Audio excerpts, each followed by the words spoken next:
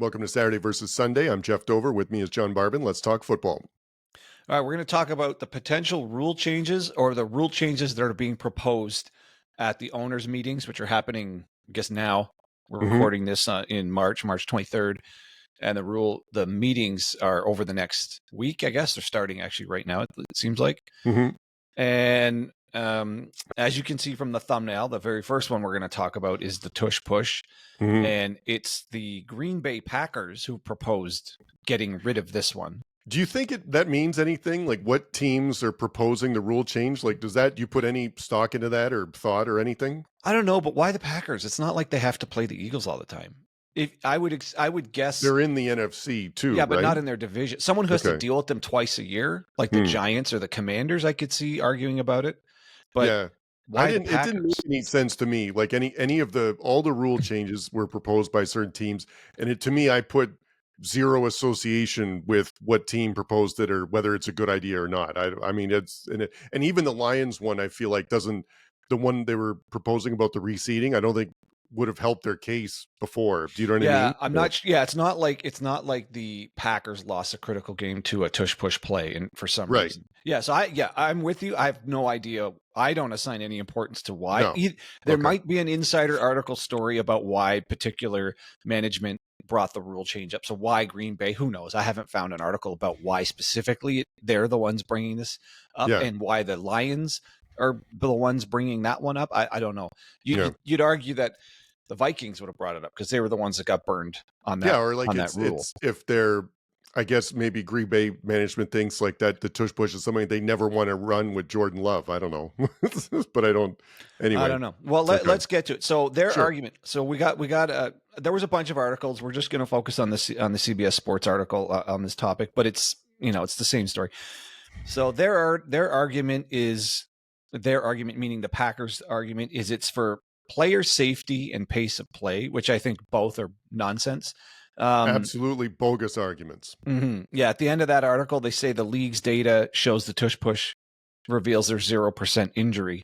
So Yeah. it's not any worse than a normal QB sneak. So the No. injury argument, if we're going to agree that the NFL's data is accurate, that's out the window. It's not. It Yeah, doesn't increase I injury. mean, it makes no sense.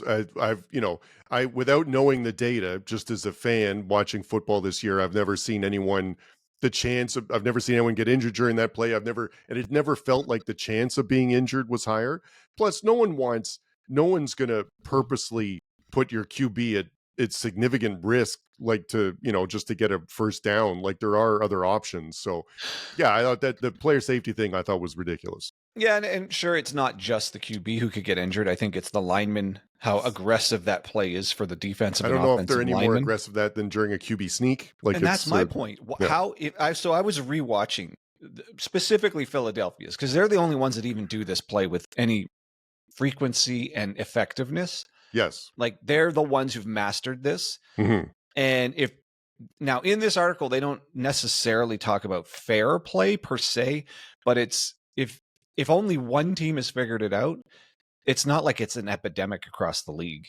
Mm-hmm. So if it's a pace of play thing, what are you talking about? Pace of play in an Eagles game or pace of play in the NFL? Because not too many teams do it, and not too many teams do it with enough frequency for it to really matter as far as a pace of play argument. Well, the pace of play, like I really didn't understand that. There's a play clock for every play, and you run the play within that time frame, like that. So that affects the pace of play zero. So Yeah, I really don't get that. Like it's not like you get a longer play clock when you call the tush push. Like it's the same play clock for every play. And then there's another quote here. He says, quote, "There is no skill involved, and it's almost an automatic first down on plays of a yard or less," Packers president and CEO Mark Murphy wrote on the Packers website. F you. If it was that easy, why aren't you doing it? Exactly. You can't do it. Nobody can do it besides the Eagles. And no one's bothered to study it. Either you don't have the right coaching, you don't have the right personnel. And this idea that it's Hurts because he can squat so much, that's bullshit. Have you ever seen some of these? Like, if you bother to rewatch them, sometimes Hurts is crowd surfing on his line. His feet aren't even touching the ground in some of these plays. It has nothing to do with how strong he is. Yeah. And if you pay attention, like I was looking at a few of these plays before we did this, it's like AJ Brown or Devontae Smith pushing him. It's not like Mm. you have a 300-pounder behind him. Like Mhm. it's now Brown is strong, and maybe if Barkley or somebody's back there, they're strong, but they're put. That's not. It's not like you've lined up two defensive tackles in the backfield to add Mhm. in 600 pounds of. It's just that's not what's going on in these Mm-mm. plays. And like I said, Hurts, it's not because he's that strong. I mean, he is strong, but Mhm. some of these plays, if you watch, you'll see Hurts is like floating into the end zone. He's not even Mhm. pushing himself. The whole thing revolves around the offensive line getting the jump on the defensive line and their little spearhead thing on the left. It's always on the left. And Mhm. they just get to it. They just move a little quicker. Obviously, they know the cadence. The defense doesn't. Mhm. Even though when you watch them line up, they're all offside, and the refs don't seem to care. Like Yeah, if yeah, you see the down the line, everyone's helmets like yeah. crisscrossing. So I like the fact the refs don't care. Like, fine, there is no neutral zone on this play. Let's just see what you guys can do. Mhm. And they've mastered it. Nobody else has. If this was happening all the time on every team and players were getting injured and it was just this ugly rugby looking thing across the league and it was a Mhm. significant percentage of plays, okay, maybe, but it's just one team that's mastering it. And I until I don't see anything wrong with it. I don't see it. It doesn't seem to slow down the game. And it doesn't happen that often. And it's No, only and it one was team that's doing it. and the only other pushback I'll have too about that, like there's one team that's mastered it. Yeah, they've had a lot of first downs with it. They've not gotten a lot of first downs too, right? I remember that series, was it at Washington, where they had to do it like 3 times or so, just to get it in the end zone. So to me, it's like any other play. In the NFL, when someone figures something out, like it used to be everyone ran the ball a lot and then the passing came in more or something, Yeah. so things coming in and out of vogue. And this is just another one of those things that I feel like people would have adapted, and as opposed to just banning it. I don't really Mm-hmm. don't understand. And it's a play like any other play. It absolutely does not slow down the game. It absolutely does not increase injury risk. And so it just seems like a really No. and designing a policy to outlaw the game is ridiculous. So Yeah, I think it's stupid. I think these other GMs should adopt it. Like at least Buffalo's trying.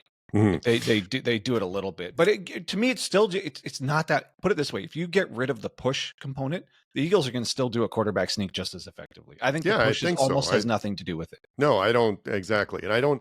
And I just don't want something, if they outlaw it or something like that, and then someone does a QB sneak while like someone is running by the QB and accidentally touches them or something. I don't want that to be flagged as illegal, because there's, it's going to be Yeah, harder to ref that too. So I just leave it as is. But that's I just, think it's disappointing to see it. So yeah, it's just overblown, and I just don't think the actual assistance, like the pushing, yeah. doesn't matter. I think if, let's say, you did ban it, Mhm. the Philadelphia Eagles QB sneak play would almost look the same. I think. I Yeah, just I don't agree. think the guy pushing from behind's affecting the play that much. No, All right. no. All right. The next one on the list here is the defensive holding and illegal contact penalties. I Mhm. kind of agree with this one. Okay. And it's the idea that a defensive holding or illegal contact is 5 yards, but an automatic first down. I think the Mhm. automatic first down is way too much punishment for what that play is. Somebody brought up, I was reading a couple of Reddit threads just to get a sense of like what people's like opinions are. And Mhm. someone brought up a good point. Like the defense could have sacked the other team twice. You could have them at 3rd and 25 and you Mhm. take a defensive holding penalty and it's an automatic first down and he erases all of that Mhm. negative yardage that you've managed to generate on the other two plays. If it's a 5-yard penalty, just leave it as a 5. The automatic first down seems like way too much. I don't know. What Yeah, do you think of actually, that? we disagree on this one. I think it's you should get the first down, because if you don't, it's not penalized enough, and there's going to be way more holding. They're trying to increase like the offense so that you can run free and like be able to move more, because the defense is in general better than the offense, I would say, in the NFL. And so if there's it's just going to increase the amount of holding, and because it's worth the risk now to do it, Mm, because you're not giving up the first down. So there's going to be more people grab, more people, and then it's going to make it even harder to, what's the difference between holding and pass interference? And so I just think that'd be way worse. I think it has to be kept like it's a significant play, because you don't want more holding, and then something's going to be called pass interference when they will get a first down, something will be called holding where they'll just get 5 yards in that case. So like in your perfect example is what you're saying. Like in, let's say there's 2 sacks and they're third and second and 20 or third and 20 or something like that. And the defense is going to be like, if I have to, I'm going to hold for sure on this because it's only 5 yards. And then it's still like But second it won't and be a loss of down. The offense gets to keep no, I know going. that, but it'll be only 5 yards. It'll be like, third and 15 or something anyway. But it was, Yeah, I thought it was yeah. just 5 yards for, and not the first down, I think is just going to increase the holding because it's already sometime. And you've seen it with some games. Some Mhm. games are pretty handsy. So it's going to just be Yeah, more of that. I get you. To me, this is the conundrum with pass interference being a spot foul, Mhm. and this holding being an automatic first down. It seems like those are the only two penalties that are. It's variable as to what you're really getting out of it. Mhm. So even though the defensive holding or interference is 5 yards plus a first down, so you only get the 5 yards. The first down, if you had them pushed back, in my Mhm. example, let's say you have them 3rd and 20, it's almost like it's a 20-yard penalty. You don't get the yardages, but you get what they would have needed to gain 20 yards to get a first down, and now because of what you've done, it's the equivalent of like a 20-yard play, so to speak, kind Yeah. of. And then to kind of piggyback on this one, the spot foul pass interference, I feel like I don't like that one No, being I like it. being a spot foul. No, I like it way more in college where that, Yeah. because it's ridiculous if you have like a 50 or 60-yard play and it's a pass interference and they just get a whole I just think the 15 yards would have been better. I like it more of that. But just to go back with the holding thing, Yeah. I think you've come up with some better, I think that'd be a better way of doing it. So if it's a holding on first and second down, then you just get the 5 yards and the loss of down. And if it's a third down, you don't get the first down, but you get to redo the third down. So if it was like 3rd and 20, it'd be 3rd and 15, but they could redo it if they wanted or something as opposed to a first down. I think that'd be better. Well, but that's what they're arguing. Well, they're not, if it's 3rd and 20 and they get a holding penalty now, then it would just go 4th and 15, right? Like they don't get to replay the down. No, right now it's. Oh, you mean what they're proposing? Yes. Oh, I'm not exactly sure how Yeah. they're proposing it, but I don't think so. If you accept the penalty, you lose the down. No, so the way I would view it is it's a holding penalty. Mm-hmm. You move forward 5 yards, and it's the same down. You don't lose the down. It's the same down. Is that what you? Yeah, I think so. Okay. Now that would make sense to me because, like you said, if you remove the automatic first down, it incentivizes the defense to just hold. Yeah. But if all it does is shave 5 yards off of what the offense needs, but the offense can go again, Mm-hmm. you could just hold your way all the way to a first down. It just takes a few more plays. Right. Just Yeah, the I gotcha. automatic nature of it, given, I don't know. You know what? Maybe it wouldn't be so controversial if the holding call was worth 15 yards. Then people are like, it's 15 yards anyways. You were going to get the first down anyways. But the fact that it's 5 yards and a first down, that's a good point. It's almost like, why bother with the yards? Just say you hold, it's an automatic first down. If you say it that way, it sounds ridiculous. Yeah, that's a You're good point. Oh, that's just that holding's an automatic first down. Yeah, that's a good point. It's kind of like, it's almost like it feels too much, 5 yards plus a first down. It's almost like if you took an offensive holding, it's 10 yards minus a down. Yeah. Like if the offensive line holds, you lose 10 yards, it's still first down. Imagine if you lost 10 yards and it's second down. That's what defensive holding feels like when you go 5 yards plus a first down, no matter how many yards there was to gain. Right. When I think of it that way, that's why it feels wrong. Yeah, no, you're right about that. That's a better argument for that. I think if there was, the loss of down to me would have been, if that would have been something I would have played with, I think, in that thing, like if it's first or second down, you lose it down, but third down, maybe you get to redo it or something. I don't know, but that's not, but you're right about that. You're about it's because it's 5 yards. Like if it was 10 yards and it wouldn't feel so, because that would be a first down most times. Well, I mean, I use an extreme example, like 3rd and 20. Yeah. It's just that those are the ones I think that stick out in people's minds. They're like, oh, come on. Right. Like the defense played so well. Yeah. He sacked you twice and a 5 yard. And if the holding penalty itself was 5 yards off the line, Yeah. Like, why not just make it a spot foul, like pass interference? Like, that's not a first down. You Yeah. didn't go far. The holding penalty happened too short. You can't say the result of the play would have for sure been a first down.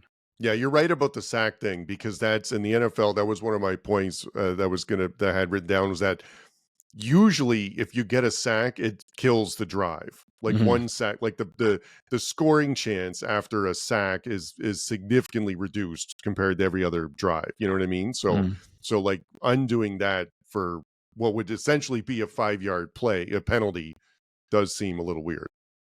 Yeah, and I guess part of this is the subjectiveness of a holding call that happens on every play. Yeah, So no, you can kind exactly. of And call so it whenever you feel like it. right. So, but again, I think if it doesn't cost the first down, I feel like the holding will go up. But Hmm.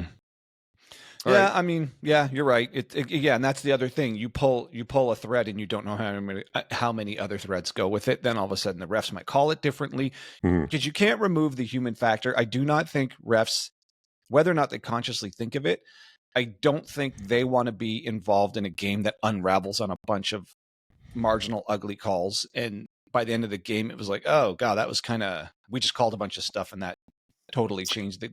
They might not consciously think about it, but just like, oh, I can't pull the flag out again, like 5 in a yeah, row. Like, I bet you, I'm sure that's going on in the background in their mind that they can't consciously think of it. mhm, But if I'm sure we could objectively find a penalty on every single play, both on the offense and the yeah, defense. And at holding some point in their minds, they're like, that one's not that bad. Like, oh, right, we'll let that, especially the tenor of the game. We all know this. We've all seen games where the game itself is going a certain way where, oh, that's the kind of game we have tonight. And it's going to be called a certain way to keep the yeah, penalty somewhere, 15-ish total, like seven or six per team is about average.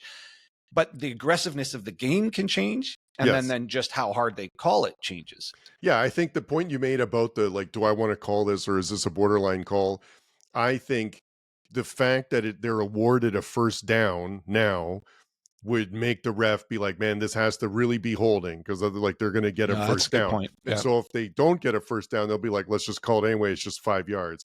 I think that to go back to the loss of down or gaining it down, I think that'd be another way of doing it. It's 5 yards and the offense gets a down back. So if it was like 1st and 10 and holding, it just goes to 1st and 5. If it was 2nd 10 and holding, it goes to 1st and 5 because they get it. If it was 3rd and 10, they get a holding, it goes to like 2nd and 5, something like that. So then you get like, Yeah. it's just, you get, instead of a first down, you just sort of go one up. Yeah. But yeah, that's a really good point though about the psychological factor. It's such a big deal to give them the automatic first down, Yeah. especially when the offense is behind the sticks and the defense has been pushing them back, and all of a sudden it's all undone in one simple penalty. Yeah.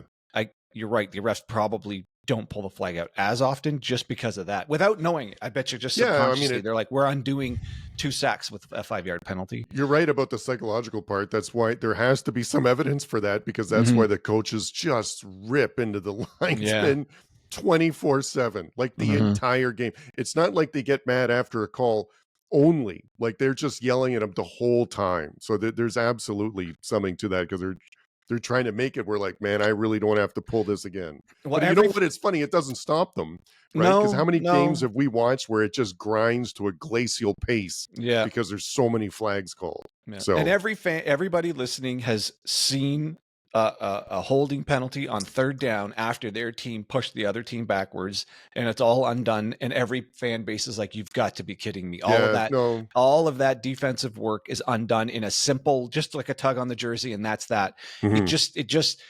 I'm sure whoever's listening can be like, "Yeah, that doesn't feel right. I don't know what the solution is, but that little move." 5 yards, first down, and we just sacked them twice. Like, how can you undo all of that? Yeah, no, Especially in that's the playoffs, it's like, oh, that can change the entire game. mhm. So, oh well. Yeah, I don't know the That'd be good the way other, out of that maybe that'd one. be another way of changing it. That it's like if it's like 1st and 10 or 2nd and 10, it's just a 5-yard penalty. Or you get a down back or something, unless it's like 3rd and 20, and then you only get the 5 yards or something. I don't know, but it's Yeah, this that's whereas weird because then it's like it's a which really down. different situational thing. But it's Maybe it changes how the out of bounds stops the clock in the last 2 minutes of the half. mm, Maybe in critical time it changes. I don't know. I can see I've sensed this frustration with teams that I'm yeah, watching, like, oh, you got to be kidding me. That that penalty just undid all of that work. So, Yeah. but then on the other side, the NFL this last year was almost unwatchable sometimes for how little offense there was, and that this favors the offense, which it seems like right now the offense needs help. There's not a lot of teams that Yes. score much in the NFL. Yes. So that could just be the changing tide, though, now that the running game is starting to come around, because NFL defenses have adjusted to the passing game to the point where they just take everything away and all you have is your dump offs. Yeah. And then you get what the Chiefs do, which they mastered it. They're like, you're going to give us a check down, we'll take the check down. And they won 15 games like that. Yeah. It's not fun to watch, but it's super effective. Right. The NFL wants to, you can't limit the offense anymore. So right. This would do that too. So, all right. So, oh, well. All right. Regular season overtime.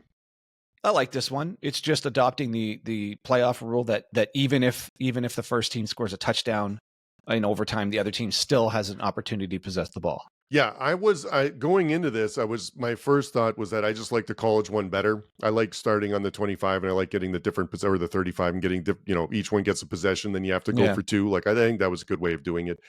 And, but what did surprise me from the article was that in 2024, the team that won the coin toss won the overtime 12 out of 16 games.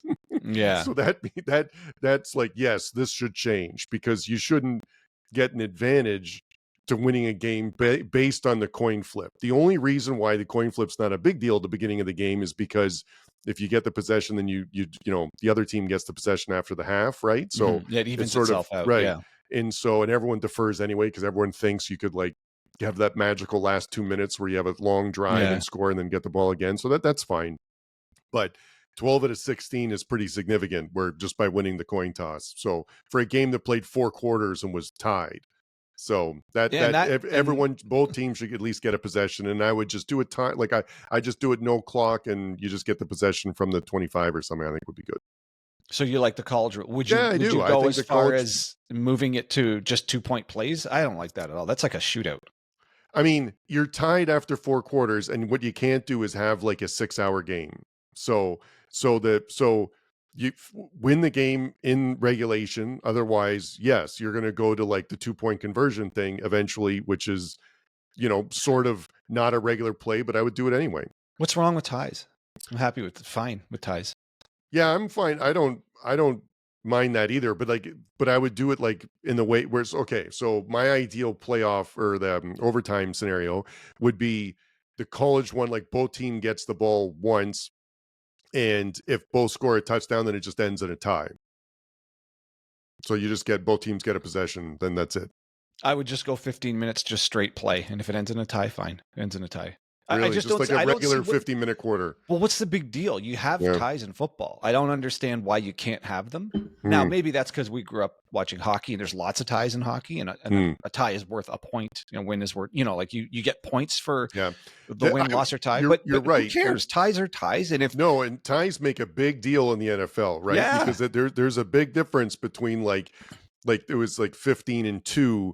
Or you went like 15-1-1 or so, or like in 14-2 or 14-3 or 14-2-1 or so. You know what I mean? Like those that would affect seeding. So and there's all kinds of incentive to win the game. It's not like you're going to have a bunch of teams just play for the tie. Right. Like there's some criticism in hockey that some teams do that. They purposely play for the tie once it's a point. So once they get through, don't lose the point. Don't play to lose the point. Yeah. Just maintain the point and just play defensive for the overtime. But to your point, if you need to make the playoffs and somewhere through the season you realize where things are headed, it's not like the coaches are like, oh, let's just play for the tie. Like they're going to go for it in overtime.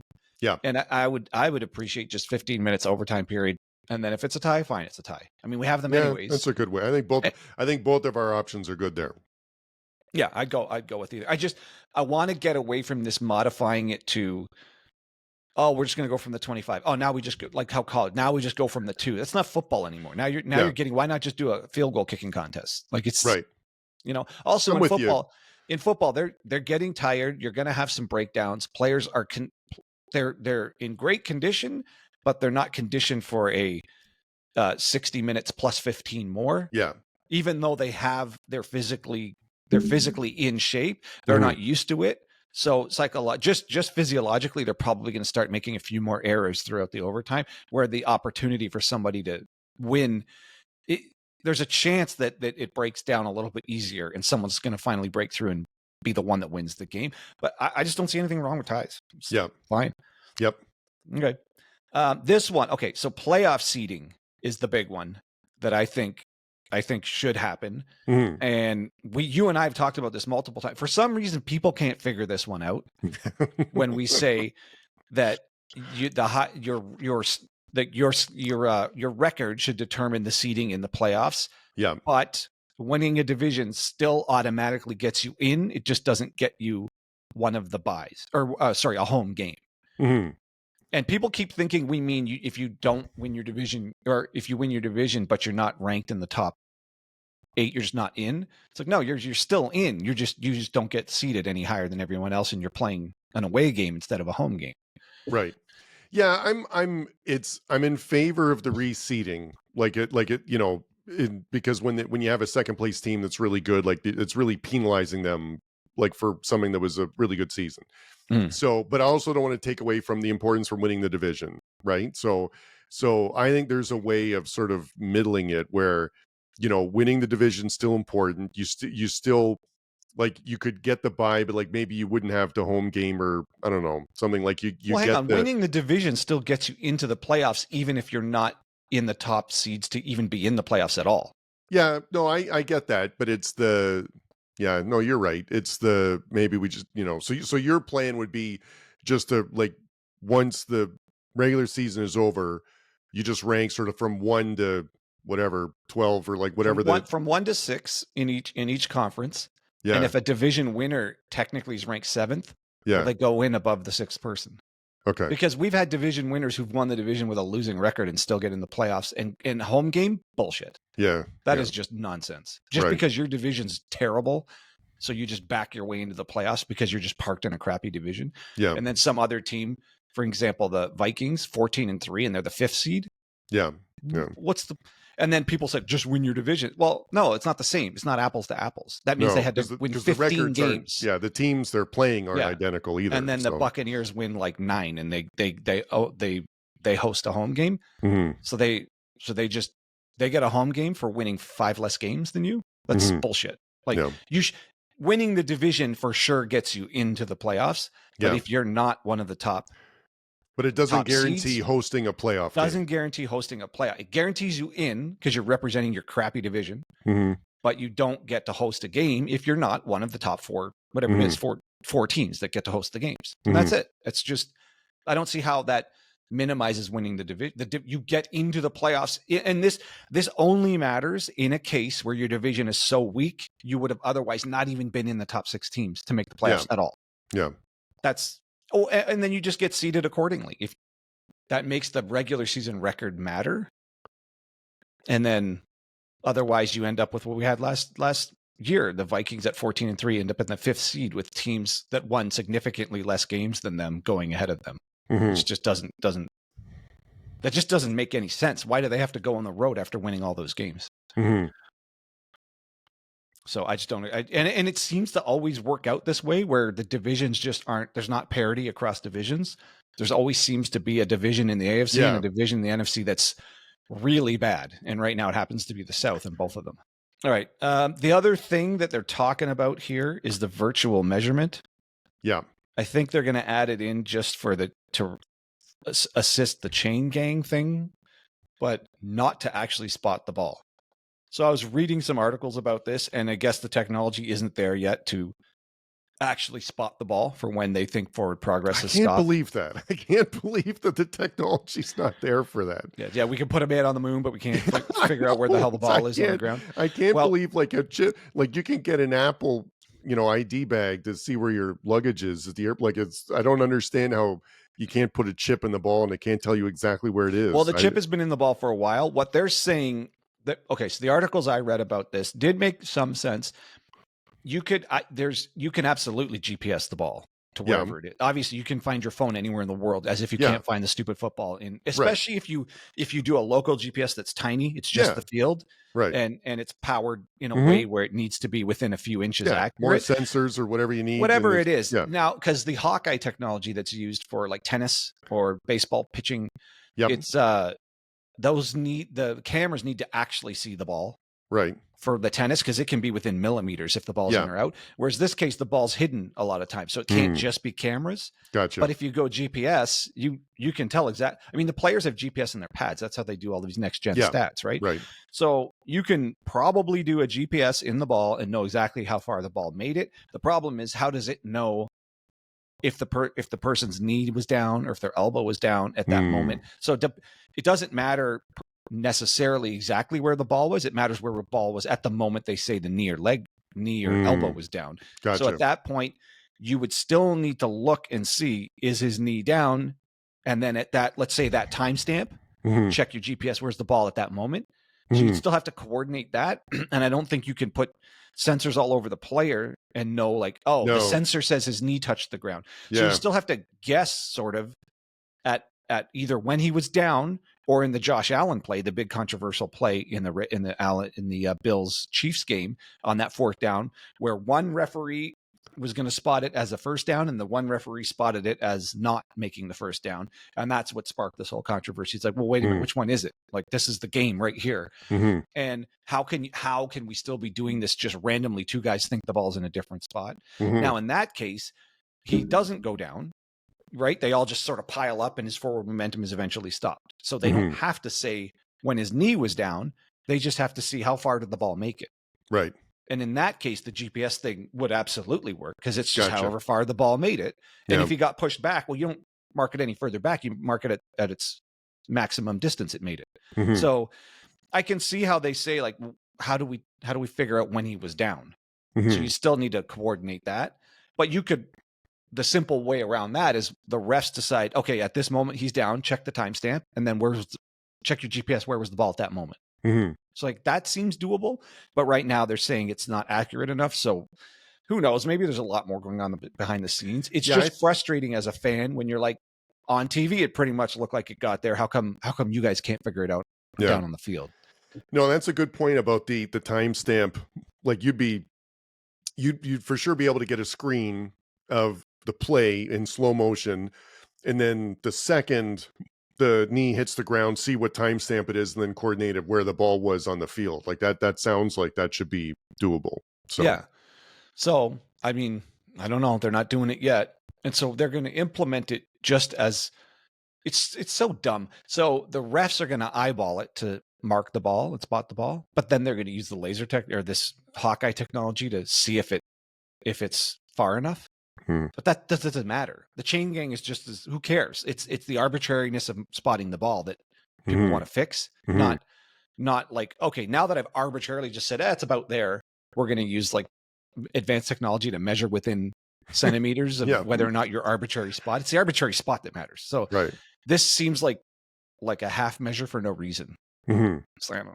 I guess technically, the UFL tried it and it speeds it up versus having the chain gang run all the way onto the field. And why is it always the chains from the far side? Why isn't it the chains like right there, but they always come from the other side of the field? I don't understand that. Yeah, I think it's because the chain part is on the side that's away from the TV angle.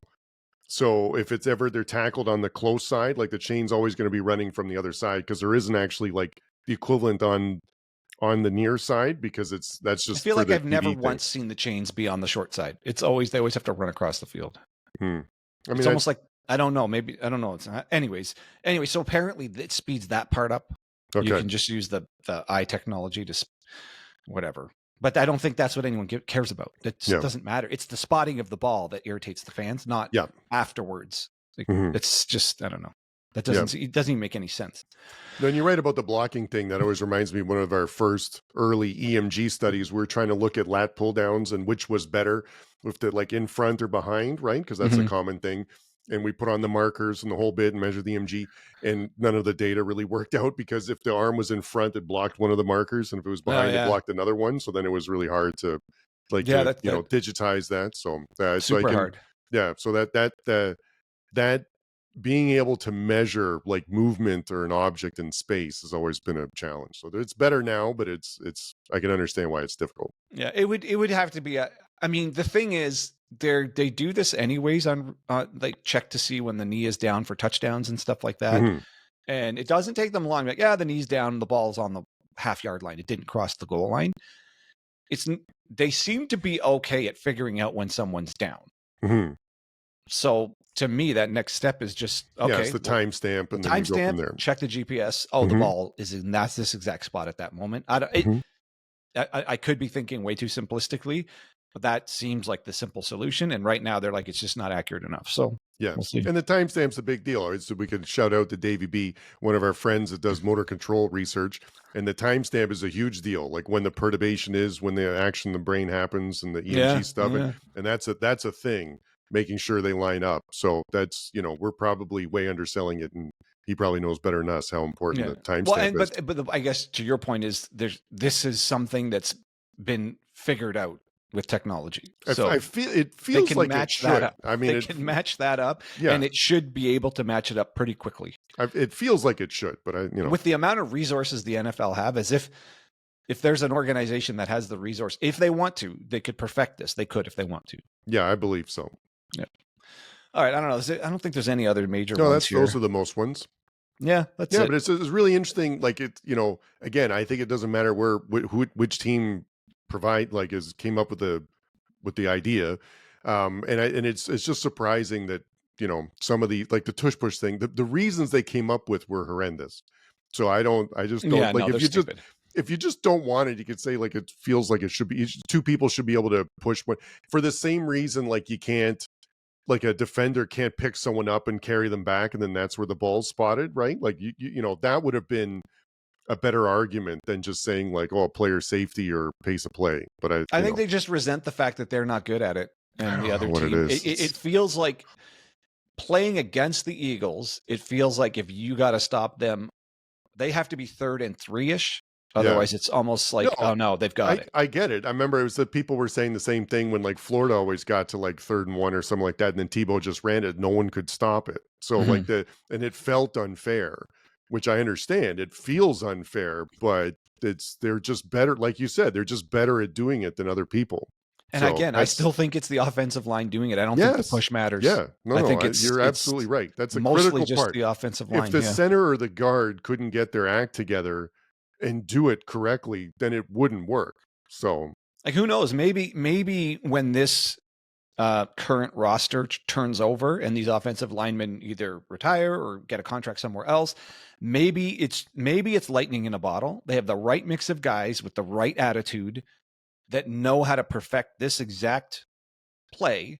And maybe when those guys aren't there anymore, it's like, I don't know. We just had the right guys at the right time that could do it. And the offensive coordinator who's willing to do it, or like they put time in practicing, or, it's a combination of stuff. But yeah, I think it's like any other play. Like, it's just over time, like, the people are not going to do it as much. Yeah. I just think it's not the push that matters. It's the O-line's ability to do it. And if it was so simple to just pull it off, everyone would be doing it. Yeah, there's something unique about the Eagles do. It's not the effect of the guys pushing, because otherwise every team would just do it. And the coaches aren't dumb. They're like, that's all that it is. Oh, I'm putting 2 D tackles back there. Actually, I'd put a D tackle at quarterback and 2 D tackles behind him. Sure. Now you've got 900 pounds moving forward. How is that not going to work? Mm-hmm. And it's not like it's not like you need to threaten a fake. The D tackle isn't good at doing the cadence and taking the snap, and so the center is going to be like, who the hell is this guy calling this stuff? I watched a good interview with Spagnuolo about talking about playing against the Eagles in the Super Bowl, and the Tush. The one thing he said about the Tush push that makes it so hard to defend is the Eagles do it in a hurry up, so you don't have a chance to substitute in a jumbo package to push back. Because I think it was Baldinger on his podcast, he was saying, why don't you just sub in, get rid of your linebackers and DBs and just put all defensive linemen in? And so you push your guys back. And he's like, yeah, but they do it on quick, so we don't have a chance to sub. So we're screwed. We just have the guys we have. So we have standard linebackers, standard DBs. We don't have all that horsepower. Now the offense doesn't either. They just have running backs and wide receivers in the backfield, but they're going quick. And so they know it's coming. They know the cadence, and you don't have a chance to sub in your own guys. Right. So, I mean, I guess if the offense subbed in a jumbo package, so would the defense, and then you'd have way bigger guys. Massive humanity going at each other. Maybe then you'd actually have a potential for, because now you got, like, quote, little Hurts in between 300-pound guys all around him. Then you have that, or you put it, like I said, you put a 300-pounder at QB. I don't know. But whatever they're doing, they've perfected it. And Spagnuolo pointed out the speed they get to it is a reason why we can't adjust. He's like, and then he said, we could practice it. We could practice a jumbo package against it, but we never have a chance to put them in. Right. Yeah. So that makes sense. That's my point. The Eagles have this thing perfectly sorted out. Yeah. And I just can't believe other teams haven't. Perfectly sorted out, but it didn't work a decent percentage of the time. Sometimes it did not work all the time. Yeah. Like it's not, they were stopped several times. So and in the Super Bowl, they used it once. Got them a touchdown, but once. Yeah. So he's like, I'm not going to dedicate Spagnuolo. Speaking about Spagnuolo, he's like, I'm not going to dedicate that much practice time to try to stop a play that shows up once. Yeah. And it's, as if they weren't going to get in, push or no push. Anyways. All right. I think that's good. Do you think, which of any of these things do you think will actually be implemented? I have no idea. I don't know what their decision-making, the thought process. I hope it feels like the defensive holding thing could happen because not much has to change for that. The one I would want the most is the more accurate spotting the ball with the technology thing. But like you said, it seems like it might not be there yet. So those are so it's the spotting the ball is the one that I'd want the most. Yeah. The reseeding, I think, will happen. Yeah, I think the reseeding will happen, and I would imagine the tush push will be banned just because if it's a straight vote, there'll be more teams that don't want it than want it. Really? You think they're going to ban that, eh?